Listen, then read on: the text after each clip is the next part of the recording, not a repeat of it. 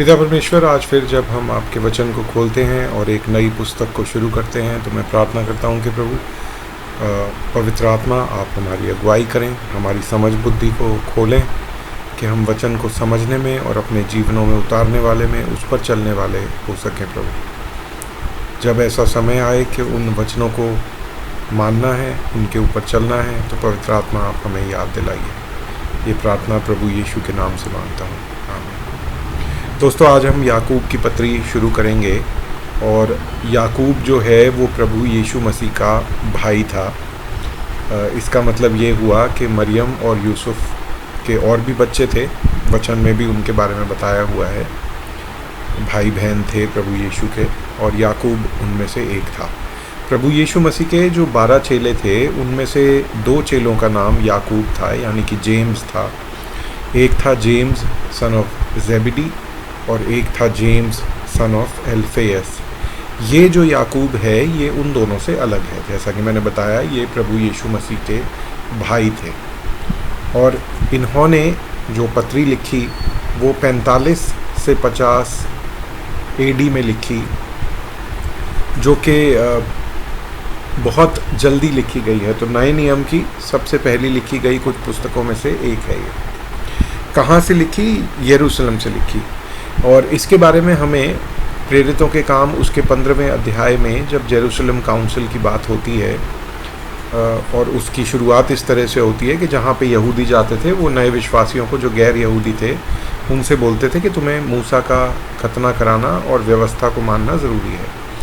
तो जो पौलुस था वो बारनबस के साथ यरूशलेम आता है और वहाँ पे पीटर और जेम्स थे, उनसे बातचीत होती है। उसके बारे में आप प्रेरितों के काम 15वें अध्याय में पढ़ सकते हैं। ये बात मैं इसलिए बता रहा हूँ कि याकूब जो था वो जो जेरूशलेम में सबसे पहली कलीसिया स्थापित हुई थी उसमें उसका एक अच्छा स्थान था।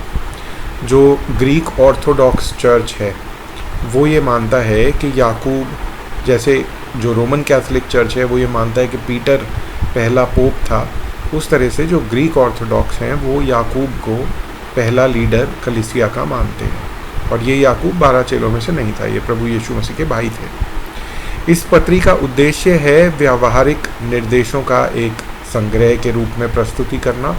व्यवहार किस तरह से करना है उसके प्रति निर्देश, और एक मसीही विश्वासी का आचार और व्यवहार और चाल चलन कैसा होना चाहिए, उसके लिए कुछ छोटी छोटी प्रैक्टिकल बातें याकूब अपनी पत्री में बताता है।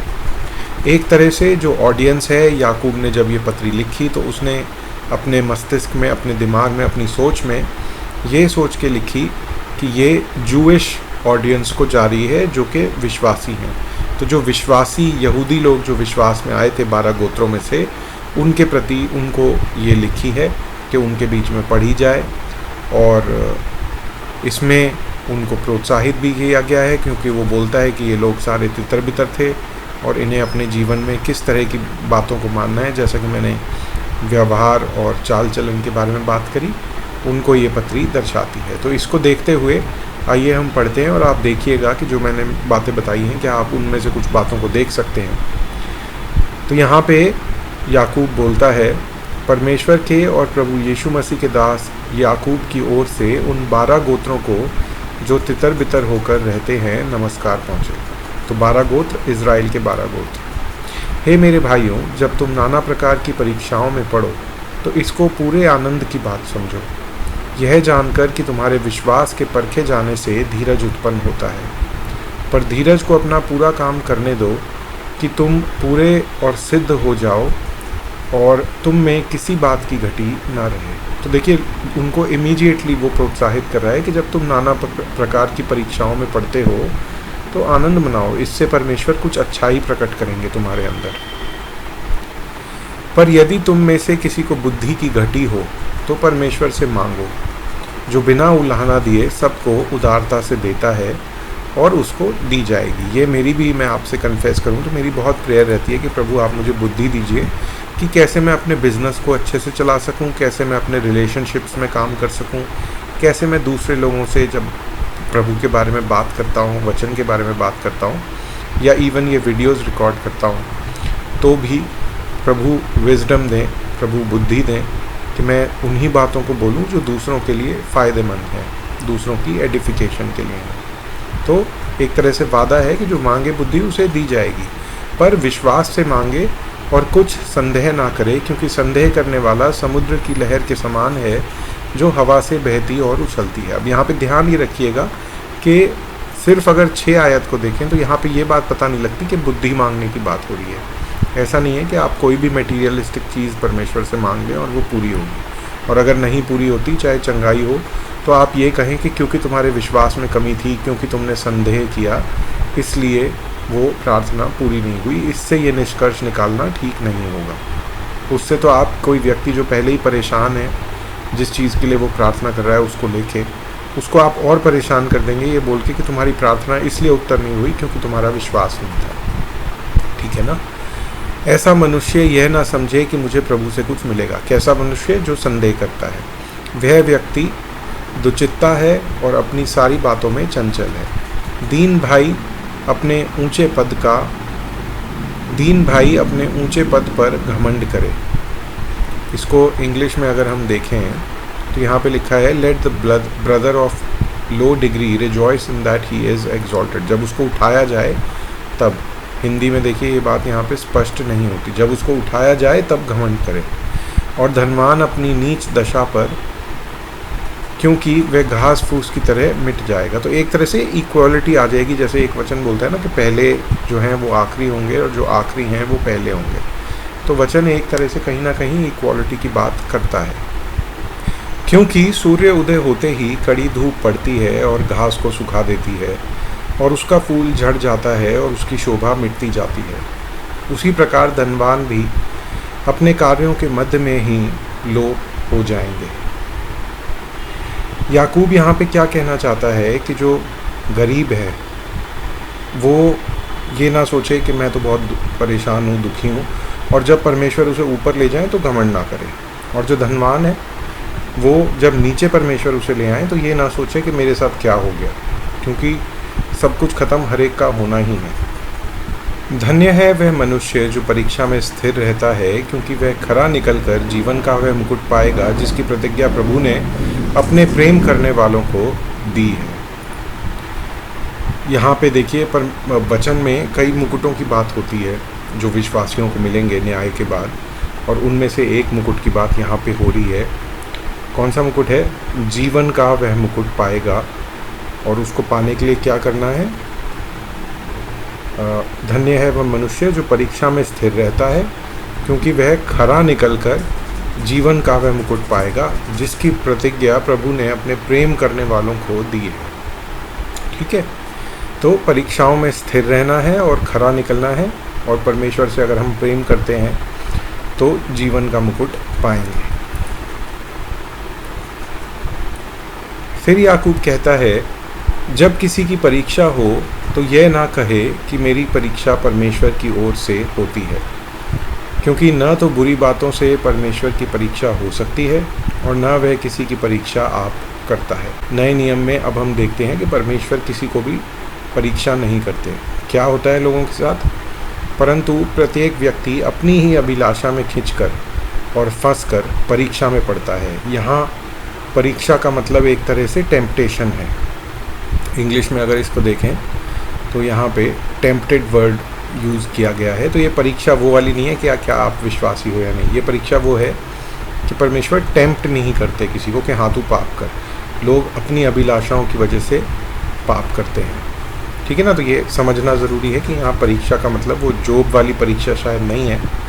यहाँ पे एक अलग परीक्षा की बात हो रही है। और लेकिन अगर देखें तो जॉब को भी टेम्प्ट एक तरह से जॉब हुआ कि परमेश्वर के नाम को ठुकरा दे, डिनाई कर दे, लेकिन वो परमेश्वर ने नहीं किया, वहाँ पे भी शैतान ने किया था। ठीक है ना? परमेश्वर ने सिर्फ उसे इजाज़त दी थी कि हाँ तू ऐसा कर ले। परंतु प्रत्येक व्यक्ति अपनी ही अभिलाषा में खिंचकर और फंसकर परीक्षा में पड़ता है। फिर अभिलाषा गर्भवती होकर पाप को जनती है और पाप बढ़ जाता है तो मृत्यु को उत्पन्न करता है। हे मेरे प्रिय भाइयों, दो खाना खाओ, क्योंकि हर एक अच्छा वरदान और हर एक उत्तम दान ऊपर से ही है और ज्योतियों के पिता की ओर से मिलता है, जिसमें न तो कोई परिवर्तन हो सकता है और न ही वह परछाई के समान बदलता है। यहाँ पे एक इम्पॉर्टेंट डॉक्ट्रिनल कॉन्सेप्ट है कि प्रभु बदलते नहीं हैं, वो स्थिर रहते हैं। और इसको अगर आप इंग्लिश में देखेंगे तो एक बहुत अच्छा वर्शिप सॉन्ग भी है, with whom there is no variableness neither shadow of turning। और उस कुछ इंग्लिश सॉन्ग की लिरिक्स इस तरह से है कि there is no shadow of turning with you। उसने अपनी ही इच्छा से हमें सत्य के वचन के द्वारा उत्पन्न किया, ताकि हम उसी सृष्टि की किए हुए प्राणियों के बीच पहले फल के समान हों। जैसा कि बोला ना, प्रभु यीशु मसीह पहलौठे थे और उनके बाद हम हैं, तो ऐसे ही उनकी बनाई हुई वस्तुओं में, सृष्टि में उन्होंने अपनी इच्छा के अनुसार हमें सत्य के वचन के द्वारा एक जो हमारा जन्म हुआ है, जिसे बॉर्न अगेन एक्सपीरियंस कहते हैं आत्मिक तौर पे, उसमें हमारी सृष्टि के किए हुए प्राणियों में हम बीच पहले फल के समान हों। हिंदी में दोबारा से ये थोड़ा सा कंफ्यूजिंग है, अगर इंग्लिश में देखें तो काफ़ी क्लियर है। ही begat us with the word of truth that we should be kind of first fruits of his creatures। तो इंग्लिश में ज़्यादा क्लियर हो जाता है। फिर एक बहुत अच्छी बात यहाँ पे याकूब बोलता है, हे मेरे प्रिय भाइयों, ये बात तुम जान लो, हर एक मनुष्य सुनने के लिए तत्पर और बोलने में धीर और क्रोध में धीमा हो, क्योंकि मनुष्य का क्रोध परमेश्वर की धार्मिकता का निर्वाह नहीं कर सकता। इसलिए सारी मलिनता और बैर भाव की बढ़ती को दूर करके उस वचन को नम्रता से ग्रहण कर लो जो हृदय में बोया गया और जो तुम्हारे प्राणों का उद्धार कर सकता है। परंतु वचन पर चलने वाले बनो और केवल सुनने वाले ही नहीं, जो अपने आप को धोखा देते रहते हैं। और ये जो आयत है दोस्तों, मैं हर संडे अपनी कलीसिया में जब मुझे प्रार्थना करने को बोला जाता है तो मुझे ये आयत याद आती है, क्योंकि मैं देखता हूँ कि कलीसियाओं में ये बहुत बड़ी कमी है कि हम सुनते और जानते तो बहुत कुछ हैं, लेकिन उसको अपने जीवन में अपनाते नहीं। और इसके अंदर मैं भी शामिल हूँ। तो हम प्रार्थना करते हैं प्रभु से कि प्रभु हम सिर्फ सुनने वाले ना हो, अपने आप को धोखा देने वाले ना हो, पर वचन पर चलने वाले बने। क्योंकि जो कोई वचन का सुनने वाला हो और उस पर चलने वाला ना हो, वो उस मनुष्य के समान है जो अपना स्वाभाविक मुंह दर्पण यानी कि शीशे में देखता है, इसलिए कि वह अपने आप को देखकर चला जाता है और तुरंत भूल जाता है कि वह कैसा था। पर जो व्यक्ति स्वतंत्रता की सिद्ध व्यवस्था पर ध्यान करता है, वह अपने काम में इसलिए आशीष पाएगा कि सुनकर भूलता नहीं, पर वैसा ही काम करता है। स्वतंत्रता की सिद्ध व्यवस्था, ये वो व्यवस्था नहीं है जो मूसा ने दी थी। ये हम मसीह में अब स्वतंत्र हैं, आज़ाद हैं बहुत कुछ करने के लिए। और लेकिन वो अपने आप में एक व्यवस्था है कि हम स्वतंत्र हैं, फिर भी हम बहुत चीज़ें नहीं करते, जैसा पौलुस बोलता है, क्योंकि बहुत चीज़ें मेरे लिए परमिटेड हैं पर लाभदायक नहीं है। मतलब मेरे लिए अलाउड है पर लाभदायक नहीं है। तो ये कहीं ना कहीं उन बातों की बात कर रहा है, सिद्ध व्यवस्था जो कि हमारी स्वतंत्रता में है।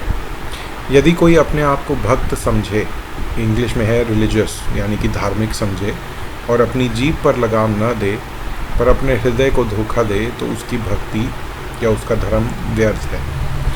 हमारे परमेश्वर और पिता के निकट शुद्ध और निर्मल भक्ति यह है कि अनाथों और विधवाओं के कलेश में उनकी सुधि लें और अपने आप को संसार से निष्कलंक रखें। ये भी देखिए कितनी इम्पोर्टेंट और कितनी अच्छी बात है।